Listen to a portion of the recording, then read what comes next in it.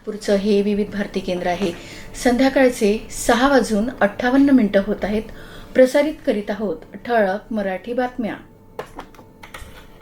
आकाशवाणी नागपूर. नेहा क्षीरसागर आपल्याला ठळक बातम्या देत आहे. महावितरणच्या सिव्हिल लाईन्स, महाल आणि बुटीबोरी विभागाअंतर्गत येणाऱ्या काही वाहिन्यांवर नियमित देखभाल व दुरुस्तीच्या कामांमध्ये उद्या बुधवार 6 मे रोजी या वाहिन्यांवरील वीज पुरवठा सकाळच्या वेळी बंद राहणार आहे. सिव्हिल लाईन्स विभागातील वीज पुरवठा सकाळी 7 ते 11 या वेळेत बंद राहील, तर महाल विभागात सकाळी 8 ते 11 या वेळेत वीज पुरवठा खंडित राहील. मध्य रेल्वेच्या नागपूर विभागानं गेल्या एप्रिल महिन्यात स्क्रॅप विल्हेवाटीत 11.99 मेट्रिक टन रेल्वे रूळ, 6.150 मेट्रिक टन पी-वे साहित्य, 115 मेट्रिक टन फेरस स्क्रॅप तसेच 16.884 metric ton non ferrous scrap यांची पारदर्शक आणि सुस्थित पद्धतीने विल्हेवाट लावली असून या सर्व विल्हेवाट प्रक्रियेतून विभागाला एप्रिलमध्ये एकूण 1.64 कोटी रुपयांचं उत्पन्न मिळालं.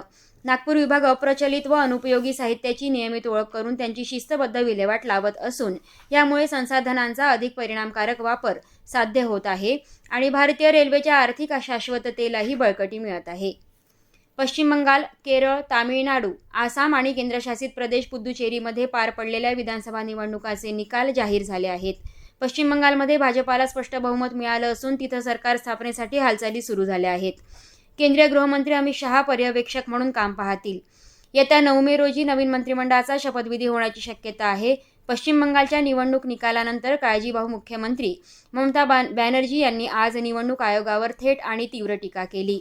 त्यांनी आरोप केला की त्यांना जाणून बुजून पराभूत करण्यात आले असून सुमारे 100 जागा लुटल्या गेल्या आणि 90 लाख मते कमी करण्यात आली. ममता बॅनर्जी म्हणाल्या की आम्ही निवडणूक हरलो नाही, आम्हाला हरवण्यात आले आहे. त्यांनी स्पष्ट केले की त्या राजीनामा देणार नाहीत आणि नैतिकदृष्ट्या त्यांचा विजय झाला आहे. काँग्रेस नेत्या सोनिया गांधी, राहुल गांधी, दिल्लीचे मुख्यमंत्री अरविंद केजरीवाल, उद्धव ठाकरे, अखिलेश यादव, तेजस्वी यादव आणि हेमंत सोरेन यांनी त्यांना फोन करून समर्थन दर्शवलं असल्याचंही बॅनर्जी यांनी सांगितलं. इंडिया आघाडी अधिक मजबूत करण्याचा आपला निर्धार असल्याचंही त्यांनी स्पष्ट केलं. ममता बॅनर्जी म्हणाल्या की आता त्या एका सामान्य नागरिकाप्रमाणे काम करतील. पश्चिम आशियात 28 फेब्रुवारीपासून सुरू झालेला संघर्ष सध्या युद्धविरामाच्या छायेत आहे. बिघडलेल्या परिस्थितीमुळे इंडिगोच्या उड्डाणांवरही परिणाम होण्याची शक्यता आहे. पश्चिम आशियातील बदलत्या परिस्थितीचा विचार करून इंडिगो एअरलाइन्सने प्रवाशांसाठी महत्त्वाची सूचना जारी केली आहे. कंपनीने सोशल मीडियावर सांगितले की त्या भागातील परिस्थितीमुळे उड्डाणांच्या वेळापत्रकात बदल होऊ शकतो. इंडिगोनं प्रवाशांना सल्ला दिला आहे की घरातून विमानतळाकडे निघण्यापूर्वी आपल्या उड्डाणाचा स्टेटस एकदा नक्की तपासावा.